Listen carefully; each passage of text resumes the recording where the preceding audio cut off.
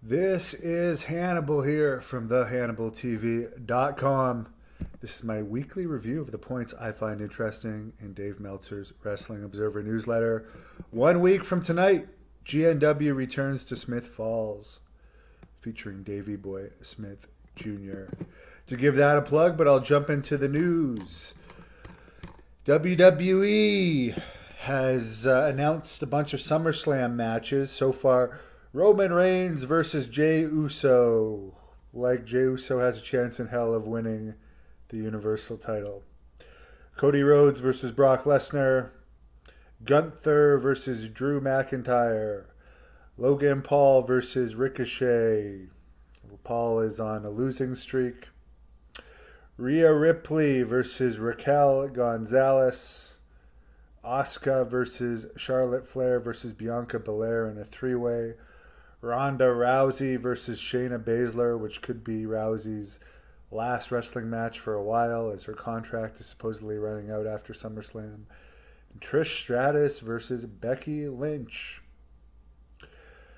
I'll be perfectly honest, Rhodes versus Lesnar semi-interests me to watch, but none of the others interest me.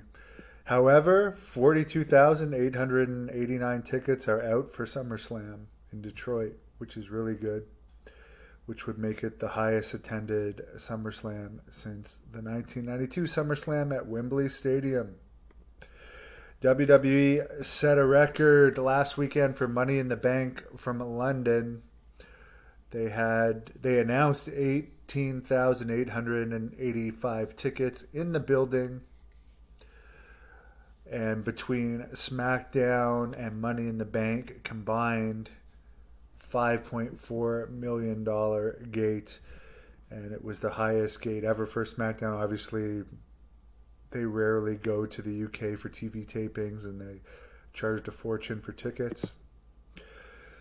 During a John Cena segment on Money in the Bank, he heavily pushed WWE doing a WrestleMania from the UK, which Triple H claimed later was a surprise, but Meltzer says it was obviously a corporate strategy to gain interest of WrestleMania happening there in the future.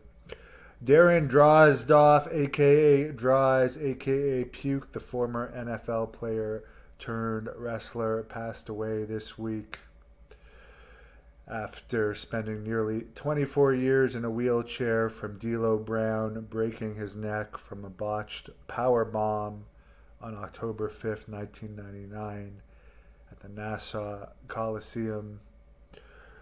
The move was never shown on TV, as those were the days when SmackDown was taped.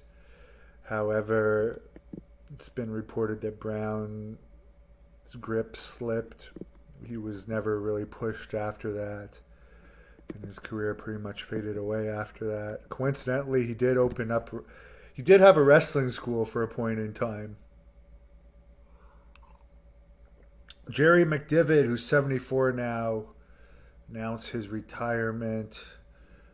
He'll be finishing up this year with the WWE. He's been the WWE's lawyer for years. This became public because he said he's not going to finish this MLW lawsuit against WWE, where it seems like they're alleging the lack of interest in their product is all the WWE's fault.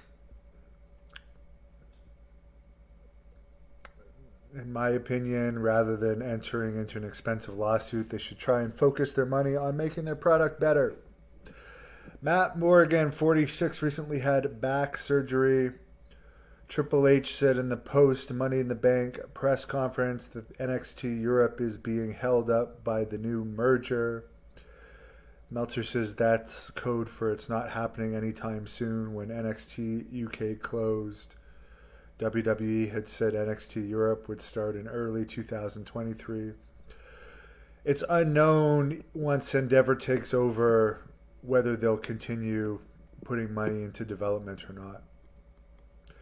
In AEW news, they now have over 75,000 tickets out for their all-out show at Wembley Stadium. They have booked the Bell Center in Montreal for December 5th and 6th.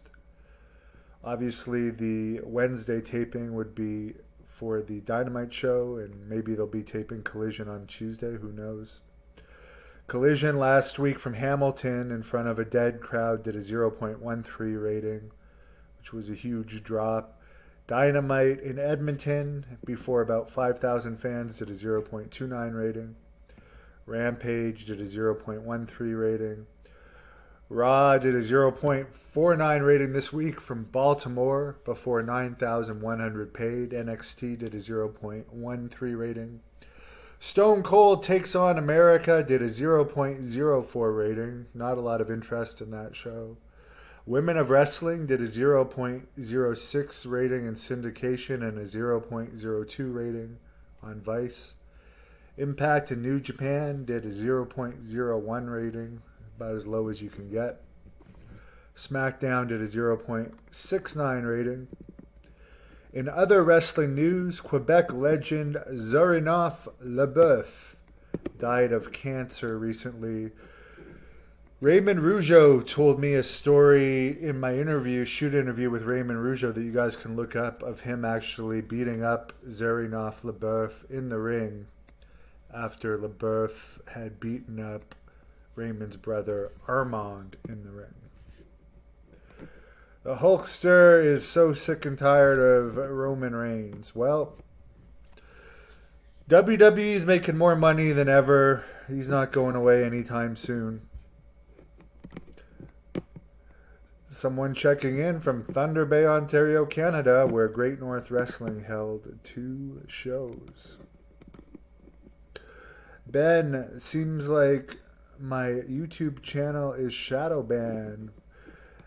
My channel actually gets a ton of views. We have over 235 million views. So we're doing just great. We also air on Facebook. We have over 363,000 subscribers. I wish 363 million, but we're by far the number one professional wrestling YouTube channel based in Canada, and I appreciate your fans' support.